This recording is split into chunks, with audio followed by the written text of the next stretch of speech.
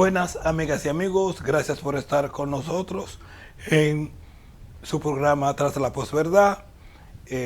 Gracias a Melvin por toda la ayuda técnica en la creación de este programa. Por favor, suscríbase si no se ha suscrito, dele a la campanita y mándenos sus comentarios. Hay una vieja frase que dice que ningún gran país es destruido por sus enemigos de fuera sin antes haber sido destruido internamente por sí mismo. Y eso es lo que nosotros vemos con los Estados Unidos.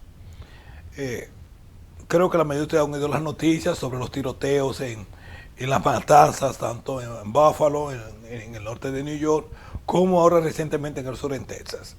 En un caso, el asesino fue un muchacho blanco, 18 años. En el segundo caso, es un muchacho de origen hispano, o como le llaman aquí a los descendientes latinoamericanos, que entró a una escuela y mató 21 personas. ¿Qué está pasando con los Estados Unidos? ¿Por qué nosotros somos más propensos a la violencia? Bueno, esto es una pregunta muy difícil de contestar porque tiene una enorme cantidad de ramificaciones y de influencia.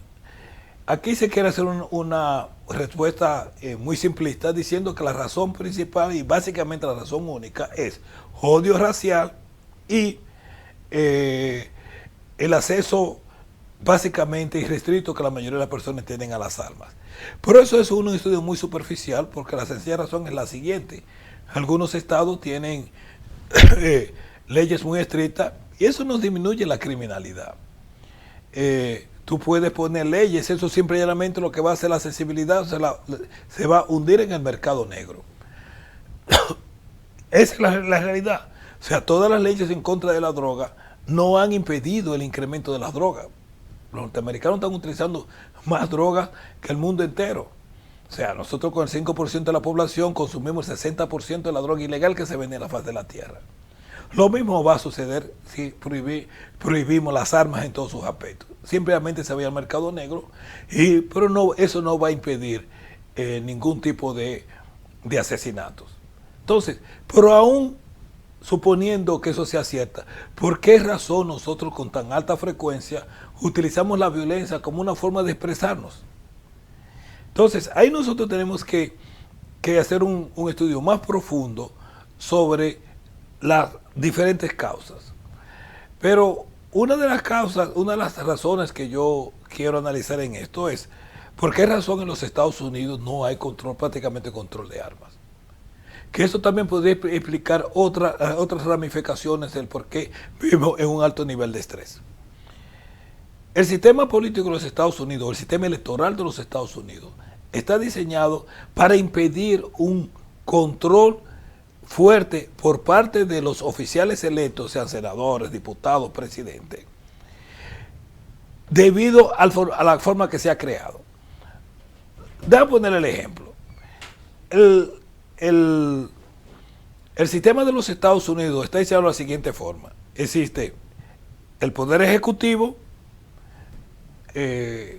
dirigido por el presidente de la República, el poder judicial, que son las cortes, y el poder legislativo. El poder legislativo es donde está concentrada la mayor cantidad de poder, porque el poder legislativo aquí controla el presupuesto y es el que emite la mayor cantidad de las leyes, o sea, de las propuestas de leyes. Entonces, el poder legislativo está dividido en dos cámaras: la Cámara de Diputados o congresistas, como le decimos aquí, y la Cámara de Senadores. Los diputados o los congresistas, como le dicen aquí, que son alrededor de 473 o 475, una cifra fija, son elegidos solamente por 2 años. Yo no sé de otro país donde los congresistas son elegidos por tan corto tiempo, por 2 años. Eso significa que todos los años ellos tienen que salir a la calle a buscar plata para poder reelegirse. Lo que lo hace a ellos víctimas de aquellas personas que tienen plata para poder financiar las campañas. Y si tú hiciste algo o propusiste leyes que afectan ciertos grupos de intereses económicos, tú no vas a tener plata para las próximas elecciones que vienen en apenas 2 años. Luego está el Senado. El Senado está compuesto por 2 senadores por cada estado. Son 50 estados, son 100 senadores. Independientemente de la cantidad de personas que vivan en el estado. Por ejemplo, California, con casi 70 millones de personas, tiene la misma cantidad de senadores que Rhode Island, con alrededor de 1 millón y algo. Lo cual significa que esos estados pequeños tienen el mismo poder en el Senado que los grandes estados. Pero los senadores se eligen por 6 años. Pero cada 2 años se elige el 33%, la tercera parte de los miembros. ¿Qué significa eso? Que cada 2 años 33 senadores tienen que tienen que enfrentarse al proceso electoral en el cual pueden perder o ganar. Y por tanto necesitan plata. Pero para hacer el asunto un poco más complicado, todos los acuerdos, la mayoría de los acuerdos que son leyes fundamentales, en el Senado tienen que pasar con el 60%, o sea, con 60 senadores. Mientras que en el Congreso es con mayoría simple, pero ellos se eligen cada 2 años. En la Cámara de Senadores es el 60%, lo cual implica que cada 2 años, tanto el Senado como la Cámara de los congresistas necesitan constantemente tener que buscar plata para poder reelegirse. Y quienes tienen la plata para que ellos se reelijan son los que se llaman los donadores, que son los grandes grupos comerciales.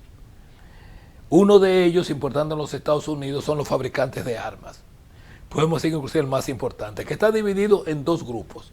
Primero, aquellos que construyen las armas nucleares, aviones y cosas por el estilo, que es lo que se llama el complejo militar industrial de los Estados Unidos. Otro grupo son los que venden armas internamente en los Estados Unidos, que están asociados en una organización que se llama National Rifle Association.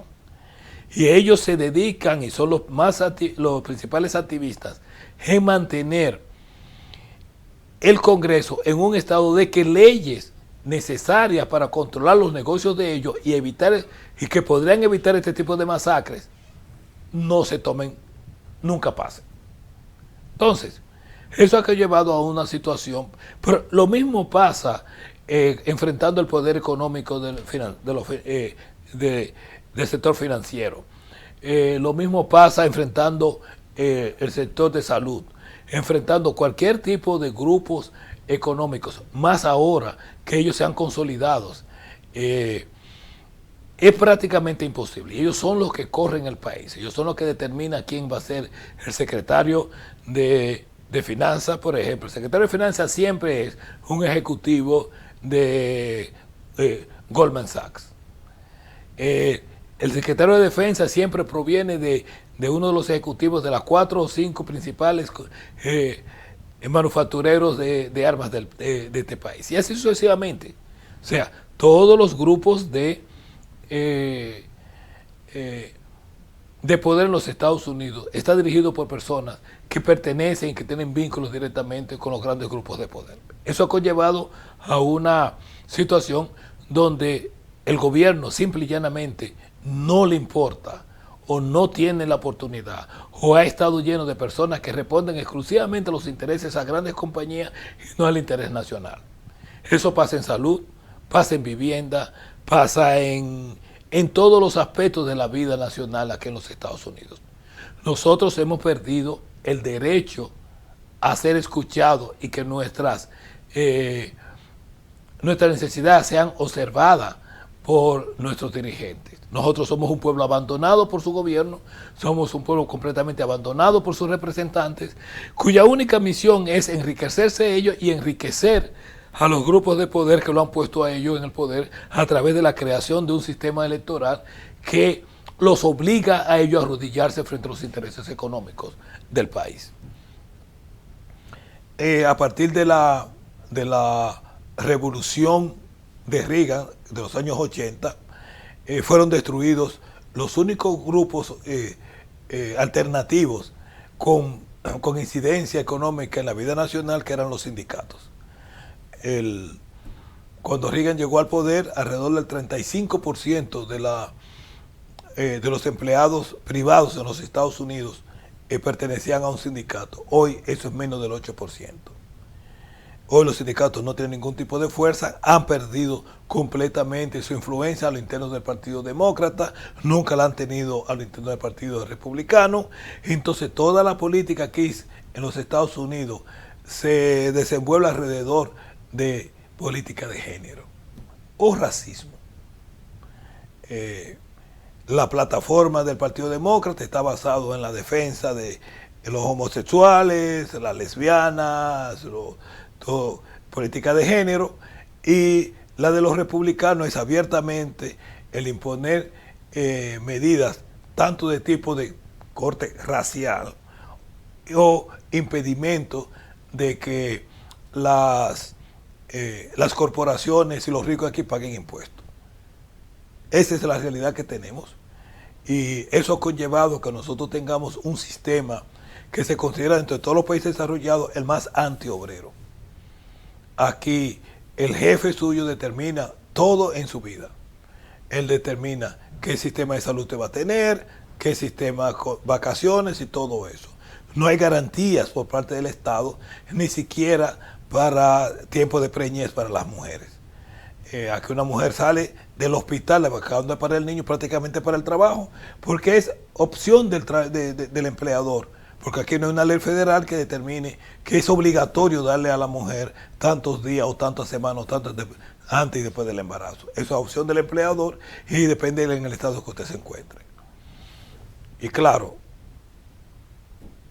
esto conlleva la creación de un alto nivel de odio y de desequilibrio mental en grandes sectores de la población, que ven que lo único que hacen es que trabajan y su familia buscan, como el caso de este muchacho de Texas, que su padre, su abuelo, había estado preso y tenía récord criminales. O sea, imagínense, ese es el tipo de familia que estamos creando en los Estados Unidos. Gracias por su atención. Será hasta la próxima. Recuerden suscribirse, recomiéndenlo a sus amigos, por favor, denle a la campanita o den sus comentarios. Pasen buenas y hasta la próxima.